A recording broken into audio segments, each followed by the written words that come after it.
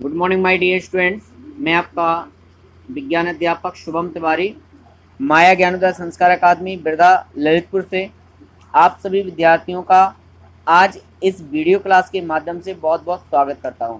विद्यार्थियों, कल मैंने आपको आपका एक लेसन स्टार्ट किया था पौधों में जनन, जिसमें मैंने पौधों में किस प्रकार से जनन की क्रिया होती है, पौधे किस प्रकार से अपने ही समान नवीन पौधे को जन्म देते हैं और किस प्रकार से एक नवीन पौधे का निर्माण होता है और फिर वह किस प्रकार से विकसित होता है और उसमें फिर पुनः किस प्रकार से जनन की क्रिया होती है, इनकी विधियों के बारे में कल मैंने चर्चा की थी, जिसमें अलैंगिक और लैंगिक जनन दो प्रकार की विधियां थी। लैंगिक जनन के आधार पर किस प्रकार से अलैंगिक जनन के आधार पर किस प्रकार से पौधों में जनन की प्रक्रियाएं संपन्न होती हैं भिन्न भिन्न प्रकार के पौधों में।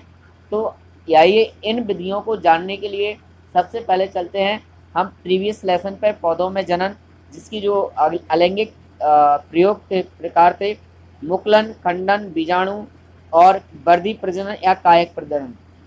मुकुलन का अर्थ क्या था विद्यार्थियों? जैसे कि आपने देखा होगा कि आलू वगैरह जो होते हैं, तो आलू जब बहुत पुराना हो जाता है उसको आप मिट्टी में दबा दीजिए, या फिर आपने देखा होगा कि बरसात के समय में अधिकांशतः आलूओं के ऊपर फुटकी नुमा आप एक बूंदी रूप में आकार आकृति देखते हैं, ठीक है।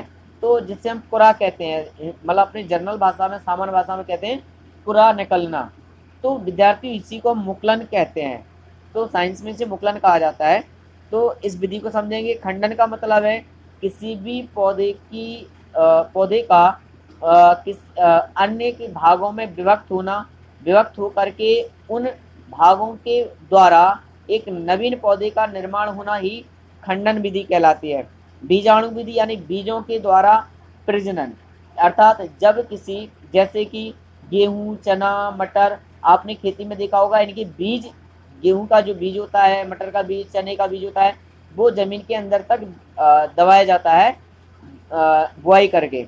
तो ये बीजाणु द्वारा प्रजनन कहलाता है। वर्धी या कायक प्रजनन का अर्थ क्या है? जैसे कि गुलाब की डंडी लगना या अन्य किसी पेड़ पौधे की डंडी लगा करके एक नवीन पौधा तैयार होना, नवीन पौधे का निर्माण होना या जन्म होना ही कायक या वर्धी प्रजनन कहलाता है। तो आइए इन सभी विधियों को समझने के लिए चलते हैं इस लेसन की ओर और जानते हैं इनके बारे में। तो आइए सबसे पहले बात करते हैं मुकुलन की। तो मुकुलन क्या है? क्या आप जानते हैं कि इसमें एग्जाम्पल दिया है कि पाव रोटी जो होती है, ब्रेड, तो विद्यार्थियों हम सभी लोग ब्रेड यूज करते हैं, पाव यूज करते हैं, टोस्ट भी यूज करते हैं, ठीक है, और रस्क वगैरह जिन्हें हम कहते हैं। तो आपने देखा होगा, या केक तो आप सभी लोग जानते हैं, बर्थडे केक जो होते हैं, तो आपने देखा होगा ये बहुत ही सॉफ्ट और फूले हुए होते हैं। ऐसा क्यों होता है? ऐसा इसलिए होता है क्योंकि ईस्ट नामक इसमें जो जीवाणु होता है, एक कोश के जीव कहते हैं ईस्ट को हम, एक कोश की संरचना इसकी होती है, तो ईस्ट के द्वारा ही इसमें ये सॉफ्टनेस होती है, फूला हुआ रहता है। जैसे कि आटा को लगा करके, जो हम गेहूं का आटा होता है उसको जो घर में रोटी बनाने के लिए लगाया जाता है, उसको भी आपने देखा होगा कि घर में हमारी माताएं बहनें कुछ समय के लिए आटा को लगा करके रख देती हैं।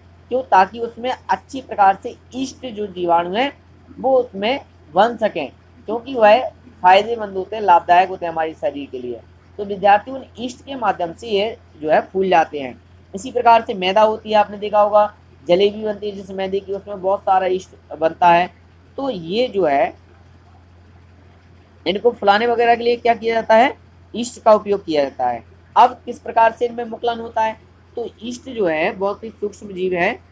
अब यदि पर्याप्त पोषण उपलब्ध हुआ, तो पर्याप्त पोषण उपलब्ध होने के बाद कुछ ही घंटों में ये ईस्ट जीवाणु क्या करते हैं? वृद्धि कर देते हैं, वृद्धि करने लगते हैं, और वृद्धि करने के पश्चात इनमें एक छोटा सा उभार आ जाता है, जो कि आप देख रहे हैं इस प्रकार का उभार आ जाता है इनमें। जैसे ये ईस्ट की कोशिका है, इस ईस्ट की कोशिका में ये कुछ समय के पश्चात इसकी वृद्धि हुई और इसमें उभार आया, उभार के पश्चात विकसित होता हुआ मुकुल, ये यहाँ पर विकसित हो रहा है।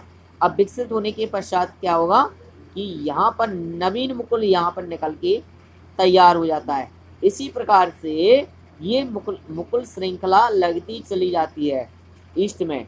तो इस प्रकार से इनमें कुछ ही घंटों में अगर पर्याप्त पोषण इन्हें मिलता है तो पर्याप्त पोषण को प्राप्त कर कुछ ही समय में, कुछ ही घंटे में अपना जो है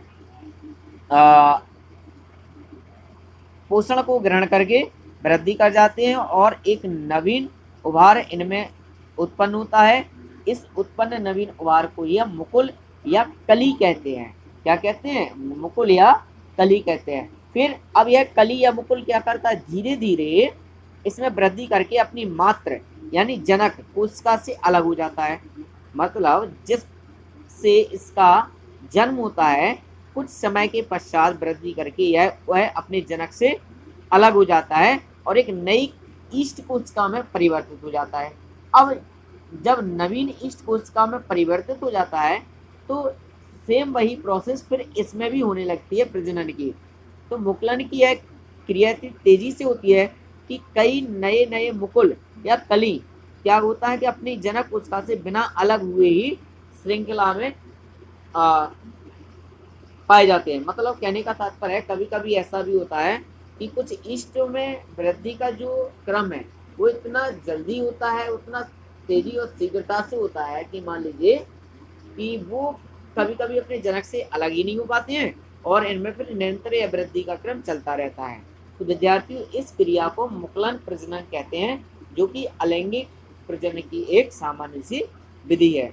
तो इस क्रिया में जो प्रजनन होता है वो अधिकांशतः आपके जैसे पाव रोटी, ब्रेड, केक और तो इस तरह की जो चीजें होती हैं उसमें इस प्रकार के जीवाणु द्वारा प्रजनन करके उसको सॉफ्टनेस और फुलाने के लिए प्रयास किया जाता है। तो माय डियर स्टूडेंट्स अब दूसरी चलते हैं खंडन विधि। तो खंडन विधि में आपने देखा होगा सिंगाड़े की बेल या और भी बहुत सारे ऐसे पौधे हैं जो केवल जल में ही रहते हैं, जल में ही वो उत्पन्न होते हैं, जल में ही वह प्रजनन वृद्धि करते हैं और जल में ही वो फल फूल देते हैं। तो जलाशयों में हरे रंग के तंतुओं के गुच्छे तैरते हुए जो दिखाई देते हैं तो इनको हम कहते हैं शैवाल, हरे शैवाल कहते हैं। अब होता क्या है कि इनके तंतु जो होते हैं वो तंतु अनेक खंडों में टूट जाते हैं, विभक्त हो जाते हैं और विभक्त होने के पश्चात प्रत्येक टुकड़ा इनका, प्रत्येक पीस, प्रत्येक टुकड़ा, प्रत्येक खंड जो है नए नए पौधे का निर्माण करता है। तो विद्यार्थियों इस प्रक्रिया को हम खंडन प्रजनन विधि कहते हैं। तो स्पाइरोगाइरा द इलोथ्रेक्स ऐसे कुछ और भी शैवाल हैं जिनमें यह प्रजनन होता है। तो विद्यार्थियों ये था हमारा मुकुलन और खंडन विधि। कल बीजाणु और वृद्धि प्रजनन का एग्जाम्पल शायद समझाने के लिए यहाँ पर फिर पुनः उपस्थित होंगे। तब तक आप सभी के लिए बहुत बहुत धन्यवाद, शुभकामनाएं। Thank you very much.